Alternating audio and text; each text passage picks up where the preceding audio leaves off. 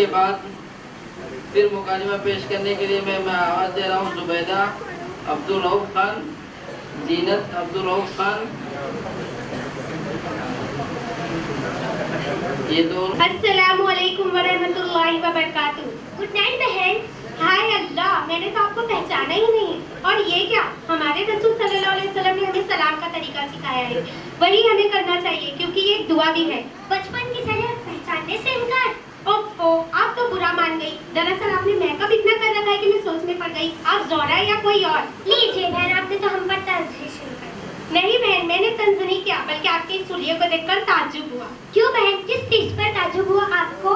आपके इस मेकअप पर। क्यों बहन, हमारे लिए मेकअप करना और सजना संवरना जायज नहीं? जायज है, लेकिन इस तरह से नहीं जिस तरह से तुमने इख्तियार कर रखा है। क्यों बहन, हमारे इस तरीके में कौन सी बुराई है? बहन, आपने होठों पर लिपस्टिक और नाखून पर पॉलिश लगा रखी है जिसमें सुअर की चर्बी मिली होती है। अल्लाह ताला ने इस जानवर के बाल को हराम करा दिया है और इसी से हम अपने हाथों और होठों को सजाते हैं। छी छी बहन, आपने किस चीज का नाम ले लिया? और बहन याद रखो, इसे लगाने से न तो नमाज सही हो सकती है और न ही कुरान शरीफ को हाथ में लिया जा सकता है। और ऐसी औरत जिस घर में रहेगी उसमें फरिश्ते भी दाखिल ना होंगे। बहन, आपने तो हमें डरा ही दिया, लेकिन हमारे सजने संवरने का कोई तो तरीका होगा। हाँ, क्यों नहीं? तो बताओ वो कौन सा तरीका है? बहन, हम मुसलमान औरतें सुबह उठकर क्रीम, पाउडर, लिपस्टिक की जगह वजू के साफ पानी को अपने चेहरे पर लगाएं और फिर काजल की जगह कुरान पाक की लोरियों के अपने आंखों में सजाएं और लिपस्टिक की जगह कुरान पाक की तिलावत को अपने होठों पर सजाएं। यही चीजें हमारे चेहरे को निखार सकती है और चमका सकती है। समीना बहन, बातें तो बड़ी अच्छी लग रही है, थोड़ा और बताओ, बड़ी मेहरबानी होगी। अच्छा तो फिर सुनो मेरी प्यारी बहन, हम औरतों की खूबसूरती शक्ल सूरत से नहीं बल्कि दिल की पाकीज़गी में है। हमारा जेवर सिंगार शर्म हया है और हमारा लिबास रेशमी और चमकीले कपड़े नहीं बल्कि नेक सीरत और सलीकामंदी है। और बहन याद रखो, अगर अल्लाह ताला ने तुमको कम खूबसूरत बनाया तो इस पर अफसोस ना करो, क्योंकि दुनिया में तुमसे भी ज्यादा कम खूबसूरत मौजूद है।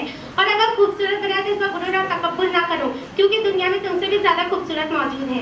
और बहन, अल्लाह ताला का इरशाद है कि ऐ मुसलमान औरतों, घर में बावकार बैठी रहो, जमाने जाहिलियत की तरह बनाओ, सिंगार करती ना फिरो। आई बात आपकी समझ में? जी हाँ बहन, आपने बातें तो बड़ी अच्छी बताई, लेकिन ये आपको कहाँ से मालूम हुई? हाय रे सादगी, ये सारी बातें हमें इस्लाम सिखाता है। फिर भी ठीक है, लेकिन आपने कहाँ से हासिल कर ली?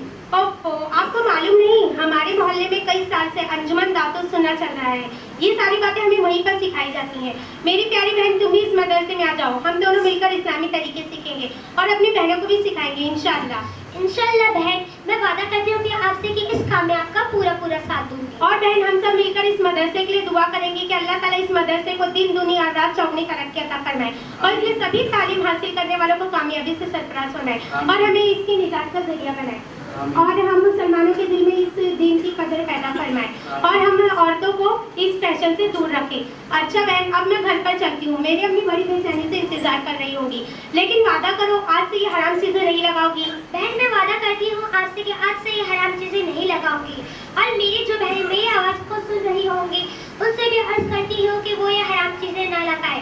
अच्छा बहन, शुक्रिया। अस्सलामु अलैकुम वरहमतुल्लाहि वबरकातुहू। वालेकुम अस्सलाम वरहमतुल्लाहि वबरकातुहू। इनाम लेके जाएं।